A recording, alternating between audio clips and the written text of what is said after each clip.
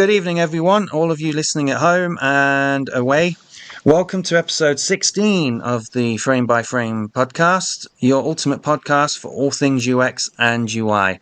This is our second episode of the year, but our first episode in terms of having our first special guest of the year. You may or may not already know of him. Both Zach and I know him from being connected on LinkedIn. But our special guest is David Knight. So, David, first of all, welcome to the show. Thank you for taking the time out to join us. It's a great privilege for us to have you here with us tonight. I'm really pleased you included me. I'm really touched you did, and it's really good to be part of it. Thanks. Yeah, it's really good that you wanted to be part of it. For all of you out there who may not know David, he's a fellow Career Foundry alumni. He has a bachelor's degree in drawing and arts, and he's currently working as a freelance illustrator. He has years of experience in that, but is very much open to gainful employment and full-time work. Some of his key skills, just to name a handful of them. User research, of course, like a lot of us in this industry, competitor analysis, user interviews, data analysis, along with obviously qualitative and quantitative research methods, user flows and user journeys, including user mapping or journey mapping, wireframing, prototyping, usability testing, style guides, design systems, iconography, infographics, 3D mockups, of course, illustration, and basic HTML and CSS. And basic is still pretty good. I used to code in HTML and CSS many years ago when I was designing websites and graphics. And like a lot of us skilled UX and UI designers, the main tools of his trade are Figma, Adobe Creative Suite, Affinity Designer, and other tools as well. I'm sure he would be familiar with the ever popular Photoshop. So I'm sure, I'm sure you'd all join us in welcoming him to the show. But before we get on to a couple of topics that we would like to broach regarding some new developments in UX design and a certain key products with extremely developed and acute AI. We would just like to get David. Can I guess what that is? Is it the Rabbit R1?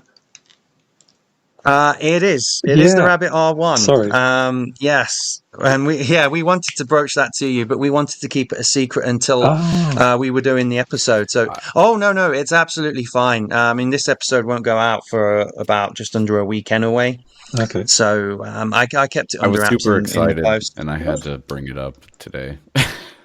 Yeah, Zach was pretty forthright in his demand that we bring it up and broach it to you, David. So we thought, okay, we'll relent. We'll let Zach have his. I watched actually they put out a product launch video, didn't they? I had a good look at that the other day. Yeah, on Wednesday when it released, I saw the release.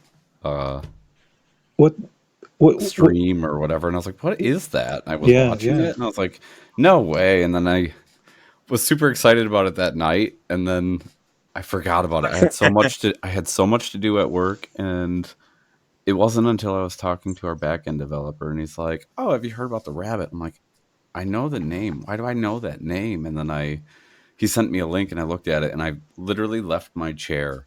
And I was like, yes, that's exactly what it is. And then I went to their website and I was reading all about it. And yeah. So you're pretty excited about it?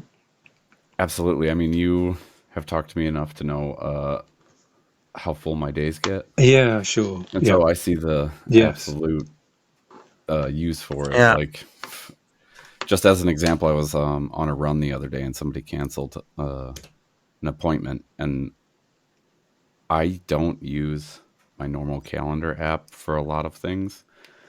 I use a separate app. It's called Timo, and it's more for ADHD people, which is right up my alley because I have 6 different calendars. And this thing, my phone can't access that app and cancel it or tell the rest of the party that I'm canceling the entire meeting because the one person I needed there, and I'll just do that for you.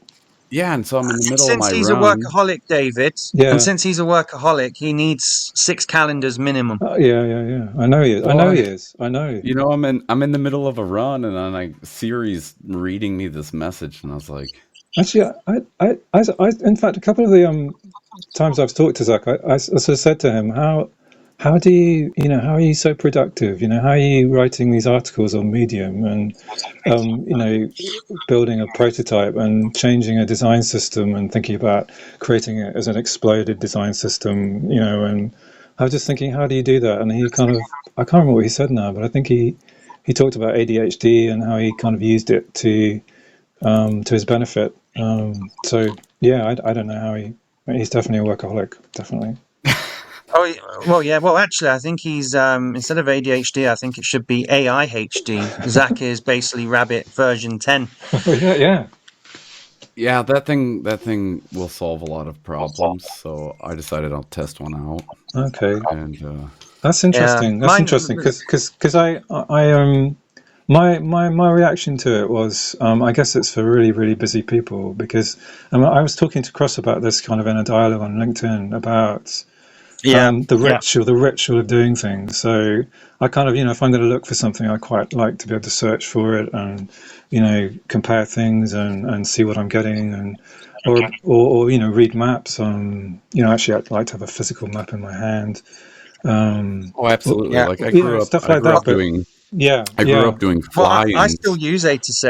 When I drive, I still use A to Z sometimes. I mean, you have to be careful because some roads aren't there anymore. But for me, just because you mentioned it, for me, the one benefit of these old A to Z atlases or maps is you don't have to worry about a battery going wrong. You don't have to worry about whether it can turn on or turn off. You just need a little bit of map reading skills and a little bit of common sense, really.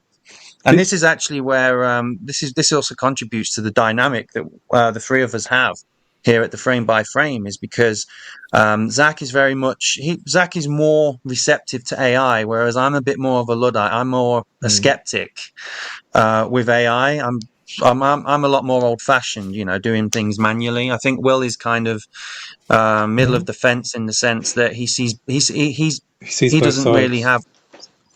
Yeah, he's both sides. Oh, I So definitely, I definitely see both sides of AI, but You're kind of yeah, but yeah, but I'm well, putting, you're the yeah, optimist. but you're more Prozac. No, actually, that sounded wrong. You're more Prozac. yeah. No, No, I've I heard mean that my you're whole more. life. I got all the Zach jokes, and I grew up with Legos, Yeah. so Zach, Lego Well, Maniac. Um, that wasn't intended. But now that you've no, mentioned that, I'm going up until season 2. I'm going to try and make one Zach joke in every episode now because you mentioned that, Zach. don't make, Sorry, but don't it's. cross me.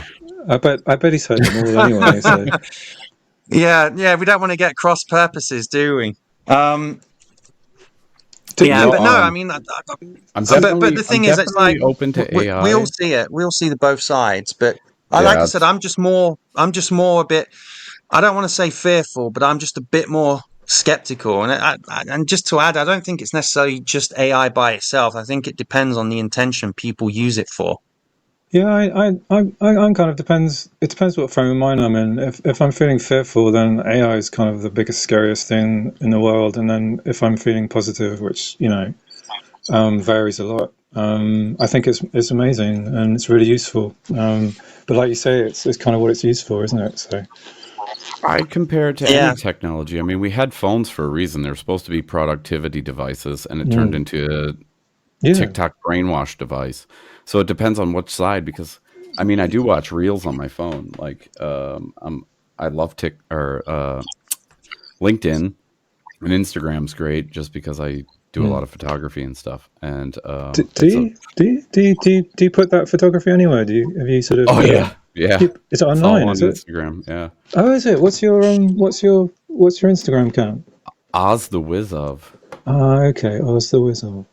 Cool. And yeah, so I do a lot of photography. Sometimes I'll put designs or drawings or paintings or just little sketches if I like a sketch I did. Mm. But yeah, so the technology existed. It ruined people's brains. Our attention span is like 2.5 seconds now, I Yeah, yeah, guess. yeah. Well, that's mainly TikTok. You see, this is one thing I've always been critical of when it comes to social media. Sorry, just to interject here. Is I see it now. You know, we're in an era where everyone is rushing. The 24 hours a day isn't enough for people out there. But I think as someone who's not had social media since 2014, I would say that because I've not seen TikTok or anything like that, I actually have, I would say, more patience in terms of, you know, I'm more than happy to spend longer thinking about something than just wanting a quick conclusion. But then I was always like that, even as a child. I was always thinking and questioning, and I did study philosophy, But so I mean, that's also even with this something. AI, like ChatGPT can be used on both sides. You can be lazy and never write a thing in your life, or you Yeah. can do what I do and I will write pages. Like collaborative articles. Yeah, thanks, LinkedIn. Um, I'll be a top voice in 20 minutes if you give me ChatGPT. No, but like you could do what I do, where when I write a Medium article, I'll put 2 to 3 pages down, and then I'll type it up, throw it into ChatGPT, and tell it to edit it because I don't have an editor, and I know sometimes my grammar is Yeah. crap. Okay. Yeah. And What's what? sometimes it changes stuff, and you'll read it and be like, "That's not the wording I used," but I'm good with that. It sounds good. It Mhm. sounds better than what I put. So it is. It's your little editor in chief when you need it. But you have the other side where people are like, "I'm not reading that book." And then, hey, Chat GPT, give me a summary of this. Dude, do you know what you're missing when you read a book? Like, if you don't read a Mm, book, you miss everything because language is everything. And so yeah. if you never read a book, anybody can give you a summary or like just tell you, what the green light and Great Gatsby means. For Christ's sakes, like Mhm. Yeah. it doesn't And matter. actually, since you brought up the subject of books, David, I know obviously Mm. in pre-recording and also in the intermission that you've written a few books. No, So no, could you no, tell us? no. I haven't written a few books. I wrote a novel, You which I, wrote a novel, but you did some oh children's yeah, books where children's you were books. illustrating. Yeah, could you tell us a little bit about them, maybe even if they're available, and how that because I think this segues really nicely into your background regarding your artistic flair and creative expressions. So could you maybe perhaps relate how doing that novel and contributing or making these children's books Mm. was perhaps a first sign of your creativity, or how your first inclination for the creative arts inspired you to write a novel? Okay, well, actually, I wrote the novel because it was really a cathartic exercise, to try and make sense of some things that had happened in my life, which I won't go into in too much detail. It was really just an emotional kind of outburst, and it took me probably 2 or 3 years to write, and it was a really good experience. And it's actually quite hard to write a novel. A lot of people try, but Mm, they don't yeah, actually finish them. it is very difficult. Yeah, Yeah. and I did creative classes in. Sorry to interrupt. I was just saying mm, when I was doing English language and literature, I did extra creative classes, and you learn the fundamentals, the essence of novel writing, even script writing, and it is very very difficult. Definitely. yeah, but it was a great process, and I went through the process of sending it out to publishers. So back then, I was actually sending out, the physical scripts. So I had to send out these Yeah. huge envelopes, and you'd kind of wait for them to come back, and hope that someone would, a reader would read it and want to go further with it, but it didn't happen. But it was really, I suppose, when I do anything, I'm always open-minded about what it's for, and it's not always apparent why you do things. I mean, I even kind of approach things like this, meeting up with you guys, and we appear to be kind of sitting down and doing a podcast, but other things often happen, and other threads come out, and if you know what I mean. So I've always trying to keep an Yeah. open mind about why I do Everything is things. forever changing. Yeah. Um, So yeah, I kind of did that as a cathartic exercise, as I say, and then I eventually ended up going to college, and I sort of found myself leaning towards children's book illustration. In fact, it's something that's been dear to me for a long time, and I like writing. And so at college, I wrote a couple of stories and created the books. Actually made the physical dummy books, which was great. And I used one in my degree for my degree exhibition, and tried to get that published. I didn't get that published, and then I wrote a book with my partner in response to some difficulty we were having. We both got diagnosed with PTSD, and at the time when it was happening to us, we didn't understand what was happening to us. And then a couple of years later, we got a diagnosis, and it kind of was like a light going on. And we wrote a children's story about it, and we got that published with a small publisher. That was back in 2017, 2018. Yeah. And then, sorry, go on. Sorry, David, just to interject. I just want to ask, because when it comes to creativity, this is a very interesting branch of psychology. For example, if you look at some of the best people in their field, like Jimi Hendrix or Jaco Pastorius or Karen Carpenter from the Carpenters, or anyone who's not, I won't say a savant, but someone who's really of a virtuoso level in the creative field. Be it music, drawing, and what have you, there does seem to be a correlation that people who perhaps suffer with mental illness, be it PTSD, BPD, or bipolar, that it's kind of part and parcel of their extreme creativity. Would you say that, based on your experience, which I'm sorry to hear that that you went through that, because I've known of people who've had PTSD, and it's really something that is hard to understand unless you're suffering with it. But would you say that when you... It's a very interesting... No, sorry, David. It's a very interesting condition, actually. We explored it thoroughly. We found out some really interesting things about our minds, and what we were putting into our minds, and I guess it just gave me a different toolkit. And there's a very strange therapy called EMDR, which is called, I think it's eye movement desensitization and reprogramming.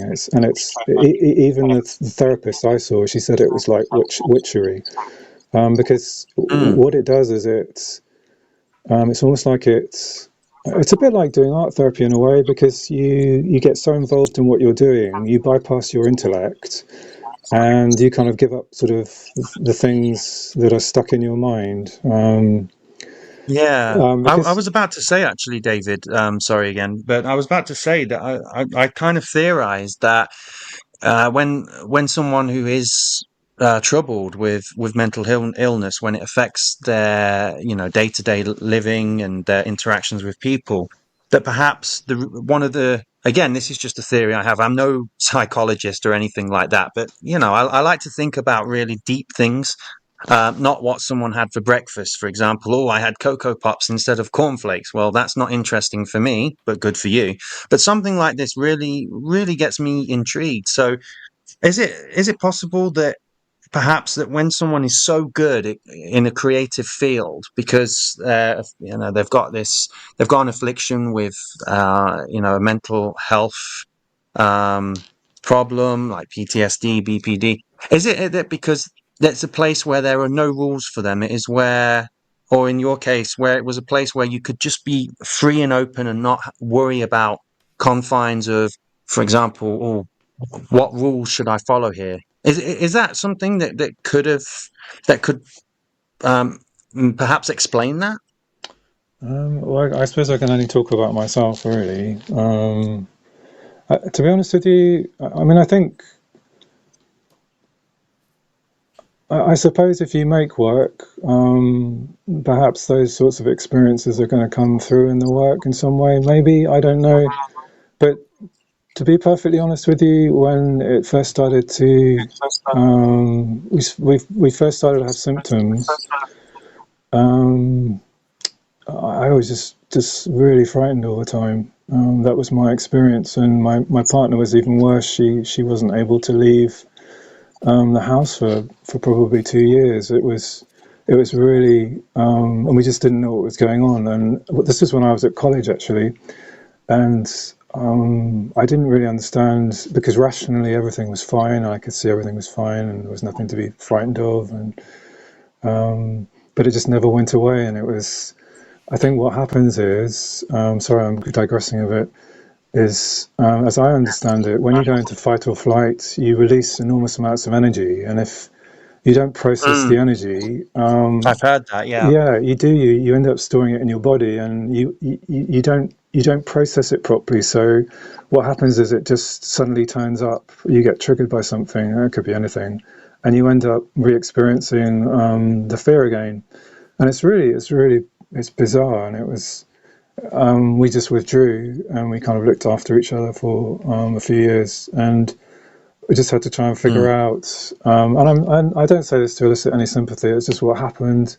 We just had to find a way, kind of, to move forward. So I tried to design, my life around that. So I started to make art. It was something I knew I could do, and it didn't cause me any Yeah. problems. That's really what I was doing.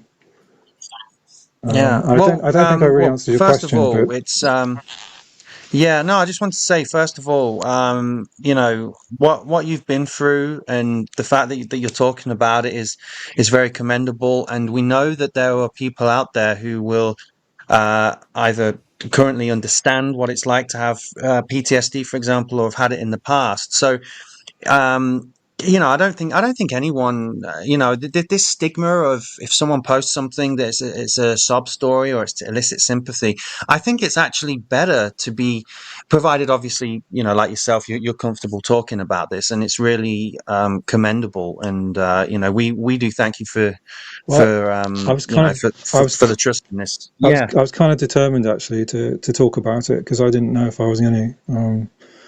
Because I just wasn't sure, so I'm really glad I brought it up, and you kind of gave me a good way in as well, so that was good. Yeah, exactly. And as I was saying, there'll be people out there who can really relate to it. And I think it's important to have this kind of thing in the open. I don't mean as in everyone should just reveal their story. I mean open as in there shouldn't be any fear of, oh, is this to elicit sympathy? Because it is part of your background. It's something that's not wrong. It's not something that anyone who goes through this should be ashamed of. I mean, it has contributed to your creativity. You've embarked on UX design. Well, Perhaps if you hadn't gone through what you went through, you might not have even embarked on UX design. So I think it's actually really interesting, and it's really part of a compelling story, which everyone has, I think I in think my humble opinion. So no, I think it's great that you're able to be open and talk about it, and I think it will actually help. It could help other people out there. And I just want to say, if you are suffering, or you do struggle with PTSD, just remember you're not alone, and it is nothing to feel ashamed about. And work through it and just look after yourself. Of course, as we always say, mainly for design, we're always available. But I'm sure if it was okay with you, David, if one of our listeners gets in touch with us and says, "Hey, it really resonated with me because I went through a similar process," would it be okay for someone like to get in touch with you about that? yeah, of course, yeah. Oh yeah, I love talking to people, so Yeah, absolutely. perfect. Yeah, Um, perfect. Thank you very much. So for all of you out there, and the few, perhaps some of you or a few of you can relate to David, please feel free to, you can get in touch with us, with me, Cross Preston, or Zach Oleski, or even David Knight directly, and just message him. And Yeah, this is why we really love having guests, because we know that not one story is the same. Even if you might have a same degree as someone as another guest in the future, but the way you got that degree or the journey is never going to be the same. And I was going to say too that UX has really helped me. I mean, it's just doing the course changed my outlook so much so quickly, because I guess it's all about other people, isn't it? And connecting Yeah, with other especially people. exactly. I mean, user research. I mean, I was talking to someone the other day, and I was saying that if you're a UX researcher, or obviously you're doing UX research as part of a UX designer's to-do list, I always think it's important not to judge or impose your opinion, but just to ask someone what their thoughts are and write them down, and then obviously see how it compares to other people in terms of what's the way forward here. But I think that with user research, it is important to not impose your own opinion, even if you are a UX designer. And actually, at one point, when I was doing one of my projects for my portfolio, I didn't really want to ask other UX or UI designers, because I was afraid that they may see it from a designer's point of view rather than the consumer. I mean, a consumer is not going to know about qualitative and quantitative research methods. They don't care. All they care about is just expressing something they would like to see in an app or a product that isn't currently out there, or it's not developed. Can I ask you guys about creative tension between, I mean, Zach, you're quite established now as a designer, but do you still have a creative tension between what you want and what you think is good and what you think will work, and actually what people want? Is that still an issue for you, or just do you always listen to the users? And what about you, Cross, when you were doing the course? I haven't had an invisible friend, I think, ever in my life until design or even art in general. Like, oh man, when I was painting and getting into art school, it was rough because you're your own worst critic. But there's always That's like how we musicians are. there's always the I've played music my whole life too. That's the other part, is that you'll write something, people are like, "Oh, that's beautiful," and you're like, "That's trash. What are you talking about?" Yeah, exactly. Yeah, I've So had that. I think, no, I didn't play that very good. I missed the chord yeah, out. and so Yeah. I've dealt with it forever, but now it's in my best friend is imposter syndrome, Oh because yeah, yeah, yeah. I'll do something and it's Yeah, like, that's there's no that way seems to that be that really. worked. Like, there's no way that what I decided was the right thing. How is this possible? There's no way. Yeah. They're going to find out soon that I just make stuff up. And And that's still happening, is it? yeah, why not? Because sometimes, like, I've done so much research, and at the end of it, you're like, this is still my decision, even though I have the research behind it. It's still my decision on why. Like, this is why I think that way. So it is my opinion, and I can't believe it worked. Like, you know what I mean? Like, there's Yeah. no way that was my idea. But no, I mean, with art, like, I had to make portfolios, and that became difficult at one point because I was already self-critical in art, because it was a self-expression. Same with music. I was very critical of myself, and then you just wait for that negative response that you're telling yourself, like, that is what you're waiting to hear. And then when you don't hear it, you're like, okay, I tricked him this time, I guess. Like, I don't know. And you never really get over that, and it's especially true in UX or even UI design, because it's very subjective.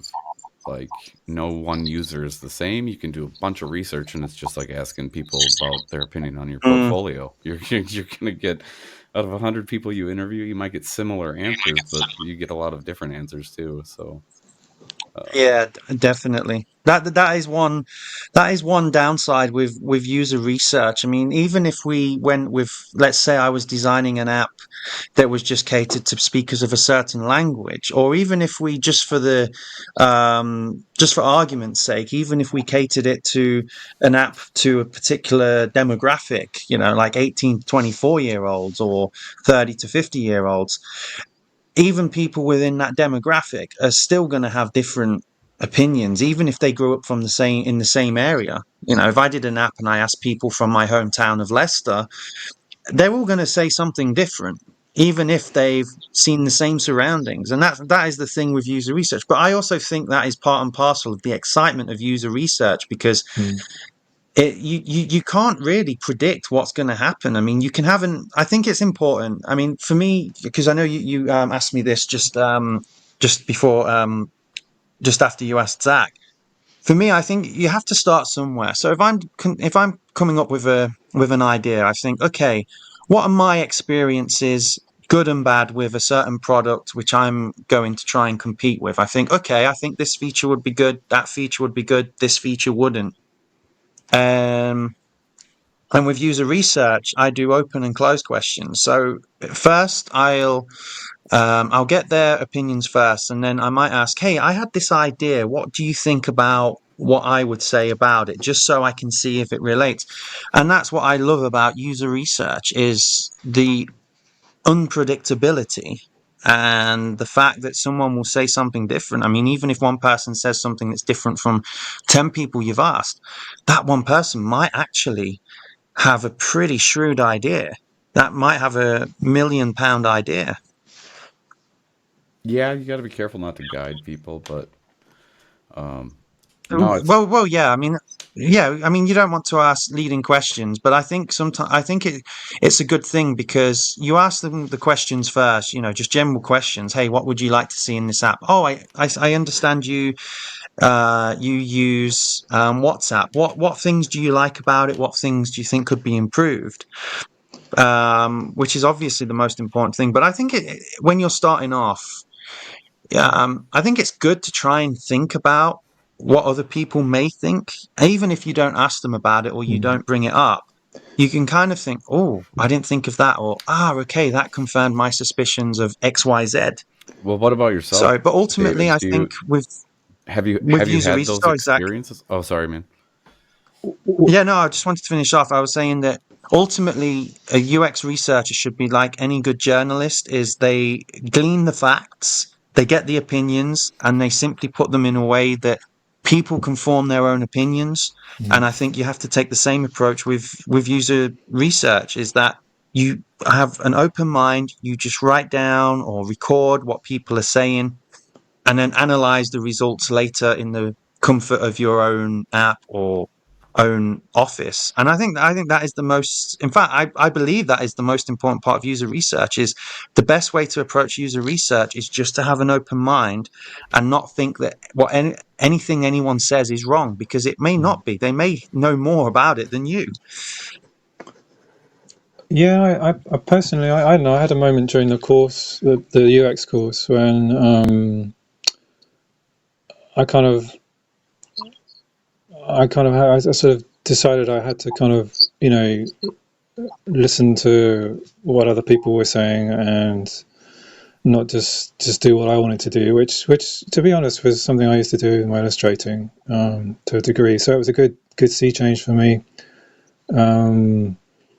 And yeah, it was definitely a turning point for me. And I think when I first started the course, I wasn't that comfortable with the fact that I didn't know anything. I thought I should have the answers, and I felt like I wasn't doing something correctly because I didn't have the answers. And then the more I went into the process, the more I realized it was ambiguous, and actually it was really good that it was ambiguous. And it's actually really good fun when it's ambiguous, isn't it? And you don't know where you're going, Yeah, and suddenly it's exciting and it's not infinite described. And possibilities. yeah. So, but by the way, you mentioned music. You both musicians, or you both Yeah, you both create For music? a Yeah. long time, yeah. Ah, okay. What? yeah. I'm even thinking of at some point, maybe for season 2, I need to get my hands on a keyboard. All But right. I'm even thinking of composing a new theme or a theme for the podcast based on the current one, but just adding some flourishes. But yeah, we're We're gonna both use musicians. the Law and Order theme song. What? Yeah. So you're a keyboard player, right? And Zach, what? No. Oh, go No, on. no, I'm not a keyboard player. I will use an online keyboard just to do Okay. some chords, Okay. to get a basic riff. I mean, I'm no keyboard player, far from it. I just play scales and chords and see what fits. No, I'm primarily a bass player and a harmonica player. I played bass in a band, a friend's band actually. We wanted to actually, it was so much fun. I was supposed to play lead guitar, and then there was all this tension because one of my friends was much better than me, so he ended up playing, and I ended up playing the bass. And I thought, God, bass is actually really expressive, and it's really creative, Yeah, and you're kind of in the yeah, background as well, I love which bass. suited me. Yeah, it's brilliant, isn't it? And Yeah, yeah, what about? and also it's easier as well. But the thing is, the thing about bass that is a lot harder to deal with than say the lead guitar is with bass you have to be precise. It's a bass is half melodic. I mean, guitar is obviously more a melodic instrument, but a bass, if you people will hear it more when you play the wrong note or you play the wrong chord. I mean, guitar, if you accidentally play a 1 4 5 instead of the root third and fifth, the ear won't really distinguish it. But if you're playing a root third and fifth on a bass, but instead you play the root fourth and fifth Mm, instead, people will notice that. It will be a sort of not a false relation, but a dissonance. And it's, oh, that doesn't sound right. So bass is simpler in the sense of you don't have to play as much, but you have to get it right even more. I would say, in my experience, as playing bass. okay, you sound like you know what you're talking about, and I just play by ear, so I can't read music or anything. Yeah, yeah. I think sometimes some of the best bassists or the best musicians just learn by ear. I mean, I wouldn't say. I mean, unfortunately, I wasn't blessed with perfect pitch, and I wouldn't say my pitch is the best. But I kind of do both. I can read music. So, for example, I used to practice Bach canons. So I'd open up some Bach classical music and Hmm. like quite a few good bass players. They often uh, musically quote Stravinsky, and I was reading some Stravinsky stuff and playing it, and I think, you know what? Actually, there are some pretty good licks in this, even on bass. Okay. And Zach, what about you? What's your musical background? What do you? Well, when I Um, was at the ripe age of, I don't even know, I was probably 7 or 8. My grandmother got a piano, okay. and my older sister showed interest for a little bit, and then I just kind of sat in the back and watched what she was doing, and then just learned to like pluck my way through keys. And then as time went on, I actually like learned to play piano, and then sixth grade, I started playing trumpet and clarinet, and then Wow. There's a eighth pattern. There's a grade, pattern here, Zach, isn't there? eighth grade, I learned the baritone and percussion. Wow. Did you? I don't suppose you learnt the oboe, did you? I always wanted to learn the I oboe. did not. I actually found that instrument like hauntingly fascinating, and Yeah, well, it's they're just beautiful, so isn't it? expensive. Did you ever learn the French horn, Zach? I did, That yeah, would have I suited. did. Good God. Really? What didn't you learn? Um, well, I had I was fortunate enough that I mean, we had to buy the instruments, but I was fortunate enough that our high school had a music program, like a really good music program, Hmm. and I did marching band for a year or 2 years. I can't remember now. For a Zach, little did bit, you yeah. ever have any time where you just relaxed, you didn't do anything? Yeah, yeah. Uh, Did you ever do that? Honestly, if I look back that far, no, I don't think so. Like I was that kid in school. Like I was constantly busy. I always found time to hang out with people.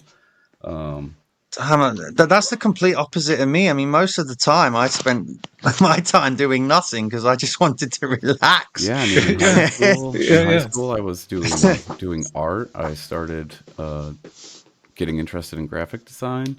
So I was doing a lot of personal graphic design projects and projects for courses. And geez, yeah, wow, that seems like so long ago now. But yeah, I was in bands. I played in bands. I played some school sports. Did you do anything? Did you manage to do nothing over the Christmas period? Did you actually switch off? I I didn't I go in would my say office. no. I didn't go in my Oh, office for 2 weeks. you locked it, didn't you? It was like it. Yeah, I didn't go in my office for 2 weeks, and then Okay. How long for didn't you go in your office? What'd you say? 2 weeks? yeah, I know that's hard. Really? I thought 2 days is more realistic for you, Zach. yep, nope. I made a promise I wouldn't go in my office because I would never come out. Yeah, so So, Wow. so do either of you record music? I mean, do you have a studio? You know, some studio I software, or I have a couple songs on my Instagram, I think, and then I have a SoundCloud. I can't remember even the name I used to make my SoundCloud. is that is I that? used Sorry, I go on. recorded some things on YouTube. I mean, I've played in a proper studio, and honestly, the difference is night and day. I mean, I have a pretty good amp. I have a oh, I can't remember the name of it. It's not a Hartka. I can't remember, but anyway, it's pretty old actually. But no, I just pretty much use my laptop and then I polish it up in Audacity. Oh I yeah, like Audacity because yeah. it's just raw. Mm. But the thing is, I play a fretless Aria bass, and it's from 1980. It's a left-handed, and it's a fretless. So Oh, it's I don't know. I can't say for sure. It's one of a kind, but there can't be that many in existence.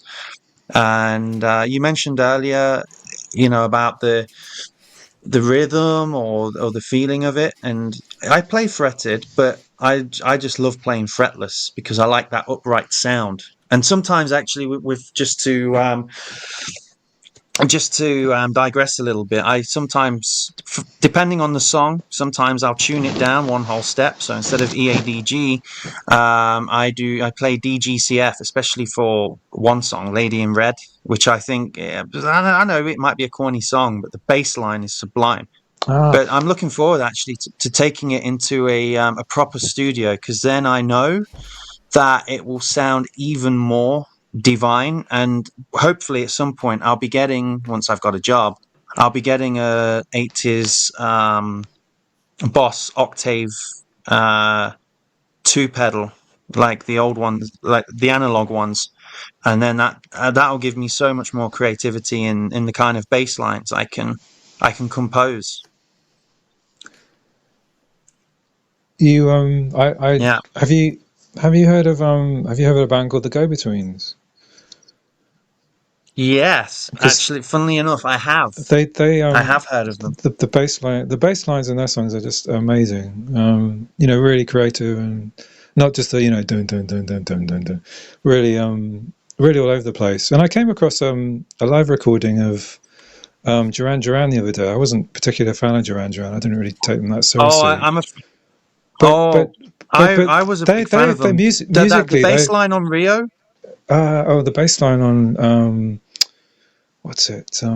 They're probably the best Is it the Save a best. Prayer? I've played a few of their bass lines.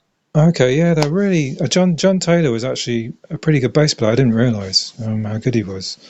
Oh, he Um, he was. If you listen to the bass in Rio, it sounds so. In fact, actually, the reason I got into bass, originally I was playing bass about 12, 13 years ago, and I didn't really take it seriously. But the reason I got into bass was because of that bass line, Rio. It's so awesome, and to this day, yeah, I can play it, but it's pretty difficult adding in all the ghost notes. yeah, okay, yeah, I know what song was. It was oh, I've just got out of my mind again. I can't believe that. Never mind. Um, yeah, Hungry like Andy. hungry like the wolf, Yeah, no, maybe, no. or uh, Planet Earth. No. Oh God, it's on the tip of my tongue. Hang on a sec. It's gone. It's gone. Sorry, guys.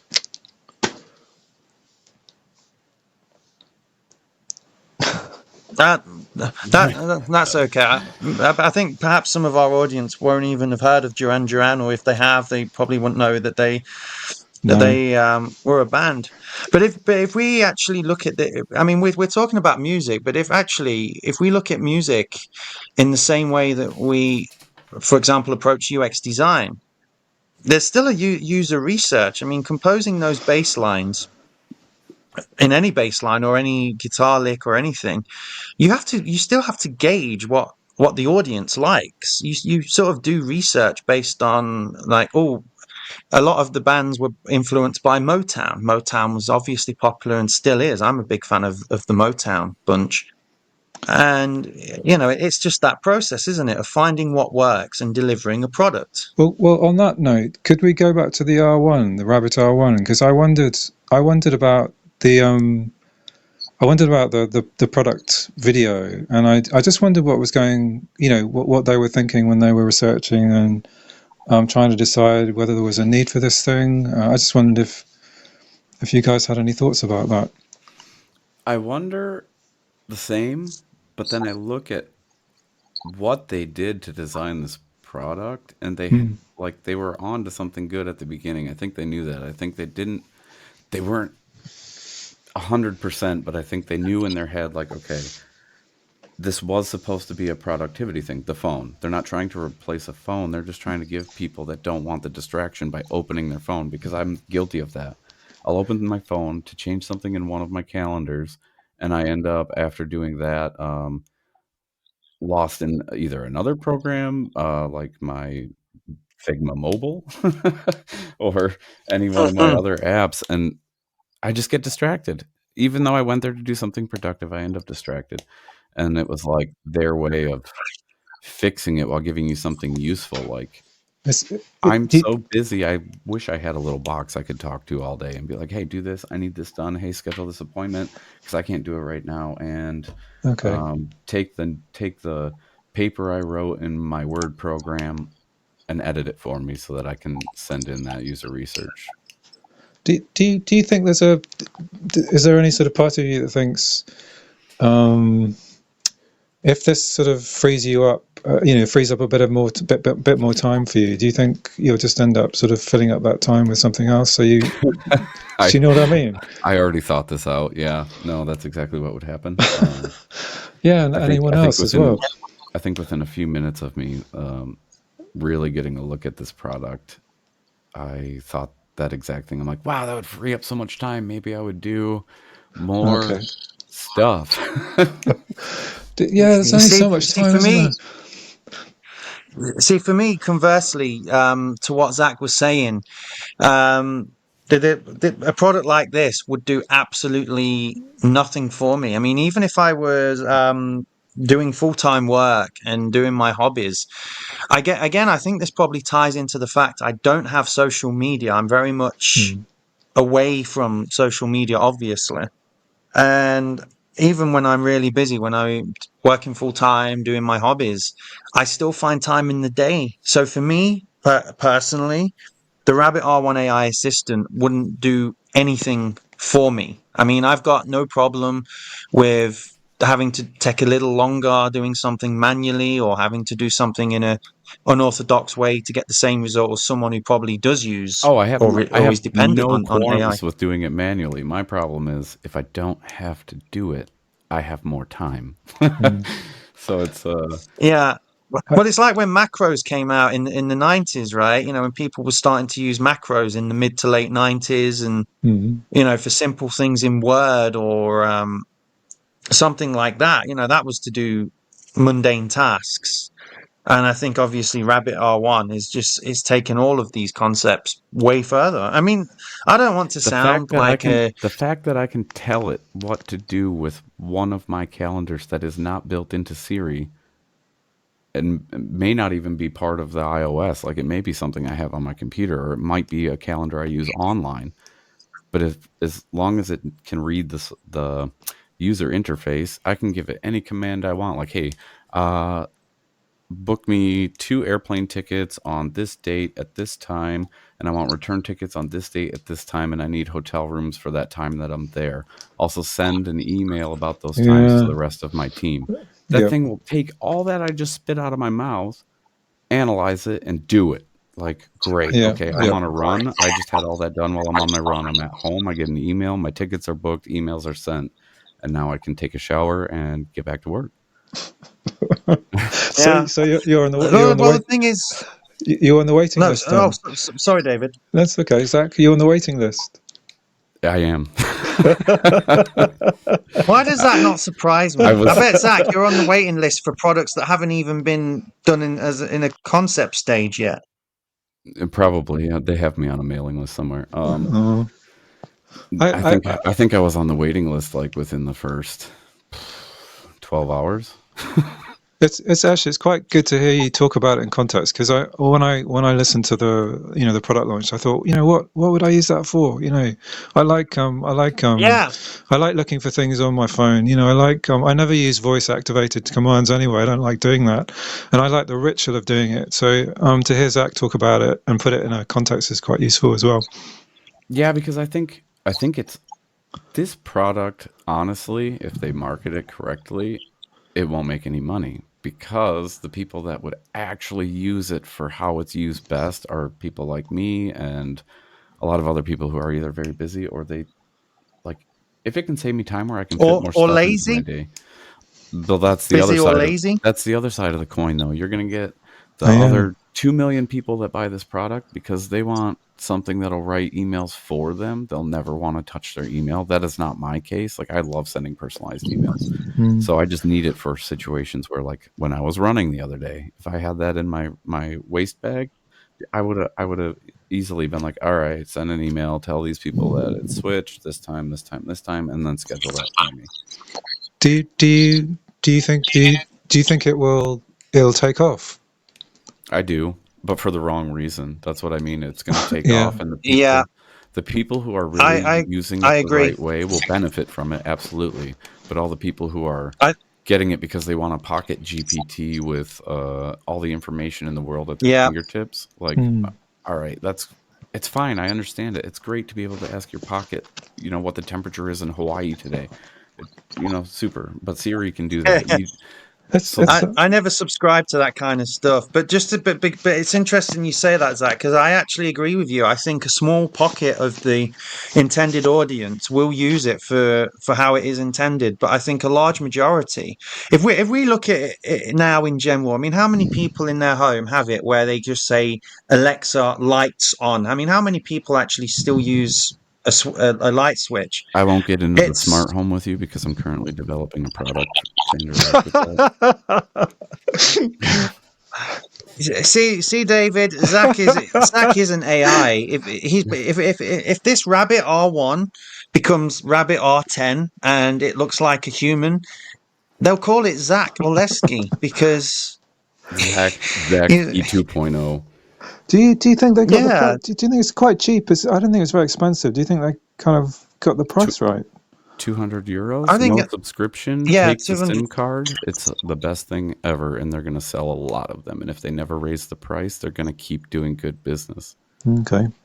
Yeah, mind you, though, like with any product, there'll be other companies that will be competing for it. I think. Yeah, but that's right now. I think that's where not only did their technology make. Sorry for not having a better way to express this, but they literally made all the phone companies shit their pants.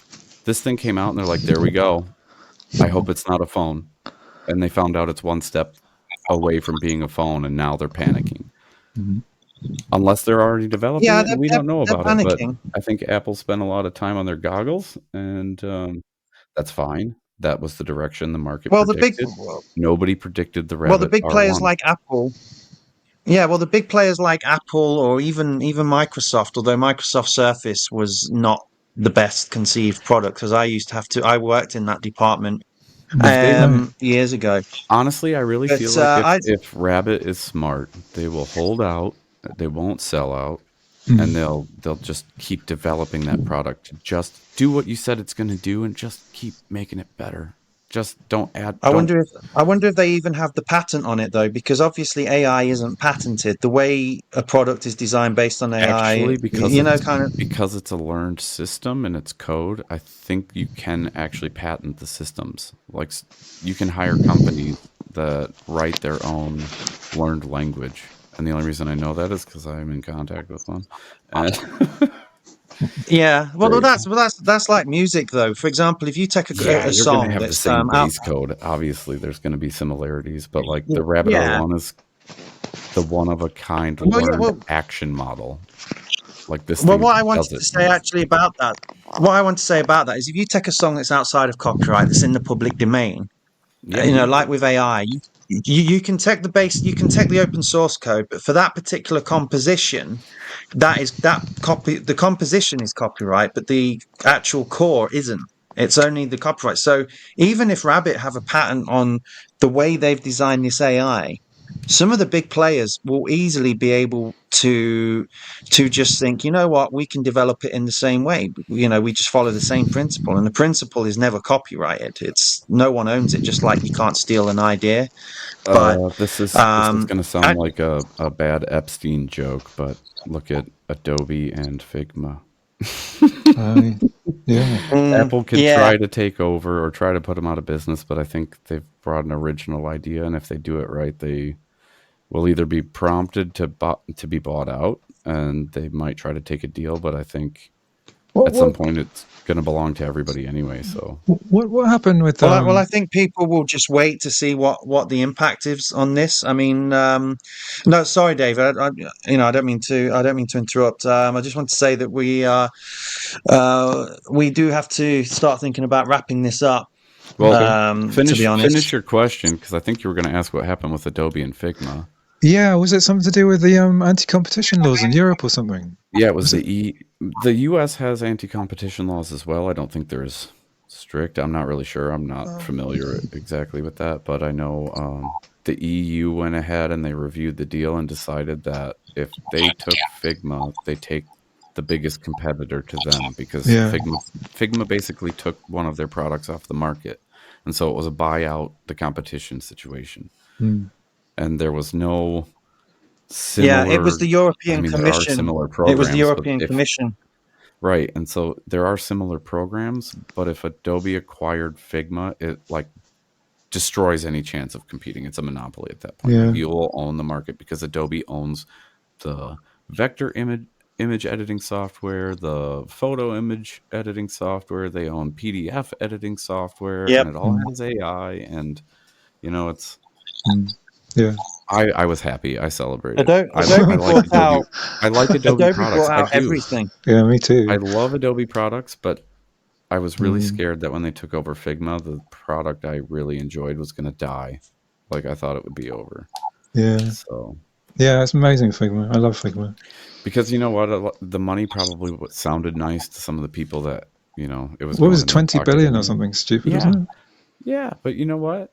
Sure, that payday sounds great, but at the same time, if you really respect your product, like you'll try to protect it somehow. it? Hmm. And sure, it sucks to not Yeah. take that money, but you look at the long run. You're making more. You're making advances with a tool, a design tool. You're making advances that the biggest company couldn't keep up with. So if you just keep doing what you're doing, you will be fine, and you'll keep growing. And I think it was the best for Yeah. Figma, Well, honestly. yeah. Well, the thing is, it's just to round this up. Actually, I just wanted to say something, and that is, I I'm someone who very much believes in buying local or supporting small businesses. And again, music. I reference music. For example, I couldn't ever own a Fender, not the modern ones, because they're so ubiquitous and widespread that I Hmm. feel that when companies get bigger, they tend to have a thing of, hey, you know what, we've more or less got the monopoly, people know our products, we don't have to try anymore. And I think if something, and don't get me wrong, I'm a fan of Adobe, I've been using their products for almost just about 20 years. And They've brought some great stuff out, Photoshop, and I've been using that for 20 years. I have used Illustrator, I've used Adobe After Effects, but I think it's important to have these independent or smaller companies because I feel there's more variety. I feel that I have more of a choice in what I use. I mean, I used to use CorelDRAW, PaintShop Pro besides Photoshop, and I think if Adobe took over Figma, they would make Figma go they would just s- apply the Adobe approach of, hey, this is what we think it should be. And I think there would be I think there would be more restrictions on how open source it is, developing plugins, Oh using yeah, plugins. I that think would there would, disappear.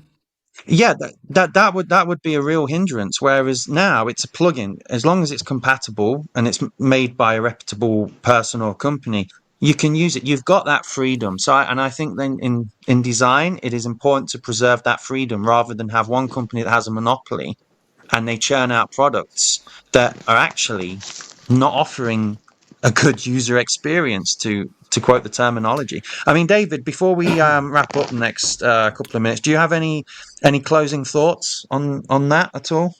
Well, on Adobe and Figma. Well, not just Adobe and Adobe In and Figma, but general. also In just general. in general, big companies. Yeah, Well, I kind of agree with both of you about that. I mean, I love Figma, and it kind of makes me think of actually PCs and Macs. I mean, I love PCs because you can. This is probably actually a bit of a spurious comparison, but I like the fact with PCs you can kind of add things to them and code in yeah, them and change things, and you can't do that with a closed system like a Mac. And I feel like Figma is like that. It's really innovative, and you kind of think, I wonder if there's a plugin for doing that, and there usually is. And it just feels like such a, yeah. I don't know, lovely program. So yeah, those are my thoughts about It's that. like Android. It's like Android and the iPhone. Android, for me personally, I can do a lot more with it Yeah, I feel than the I same would way. I mean, if I I had think an iPhone. they look lovely, and Macs look lovely as well, and they're intuitive, but they're not. You can't kind of mess around with them and They're just a change them. companion. And That's all they are, a little companion that Yeah, follows you around. I I think what I've noticed, just to finish this off, is I think Macs and iPhones are initially safer, more secure out of the box, so to speak. But I think if you don't need to know as much technical knowledge to be safer with a Mac or an iPhone. But if you do have technical knowledge, I mean, I was whether it be games or in previous um, types of software, I have done debugging. I've known developers. I've been in the testing side, and yeah, I'm by no means an expert. I'm not a developer or anything like that, but I would say I have a bit more of an idea than the general population just because of what I've been exposed to. And for me, I can customize Android in a way where it's pretty safe, to be honest. But yeah, I just so yeah, because we're pretty much coming to the close now, David. Obviously, we would love to have you on as a guest in the future, especially after with the talk of Rabbit R1. I yeah, think it would be very interesting to Come back in even make April. another episode with you as a guest. We just need to see what the trends are now and what other competitors may do. But Yeah, no, come David. back in April. We'll do like a on air okay, test of it when I get it Yeah, in the mail. we'll do an on-air test of it. Yeah, and I'll still be sort of putting a block against it. But yeah, David, thank you so thanks. much I'm for gonna tell it to joining us. publish our show for us. That's what I'm gonna have it do. For that Uh, episode will be published by the Rabbit R one. Thanks, yeah, and then guys. our voices will be replaced, no doubt. You'll sound Um, like Tupac. I'll sound like Biggie. Yeah, we'll make it happen. yeah, I'd rather sound like Bugs Bunny, to be honest. If it can do that, then you've converted me. Marvin the Martian. But yeah, yeah, So, Marvin. Oh, yeah, Marvin the Martian. He's my favorite. There you But yeah, go. David, thanks so much again for joining us. And again, as we wanted to broach this subject with you of the Rabbit R1. But yeah, again, it's such a pleasure for us to have you here. Again, thank you for taking the time out, and thank you for sharing your experiences as well. I'm sure it will resonate with our listeners out there. So yeah, we can't really say anything more than just our profound thanks. David. Thank you to you as well. It was good fun, and I really enjoyed it. And it's like I said at the beginning, it's lovely to feel that you're part of something as well. So thanks. It's always nice talking Definitely. to you. So. Yeah, you too. Yeah, you too. Exactly. Okay, everyone. So no doubt you'll enjoy this week's episode. And if you haven't heard of the Rabbit R1 yet, then you will have by now. We will be back next week. We will also probably be having a couple of episodes in the week. So that'll be a nice treat for you because we also have other special guests. But thank you very much as always. Please contact us. You can contact us at the framexframe.uxpod@gmail.com email. And of course, please share this podcast, even with people who you might think don't really have an idea about design in the sense of an enthusiasm, but they may well do. So thank you all for listening. Thank you for joining us, and we will see you or hear you on the next episode. Good night, everyone. Thank you.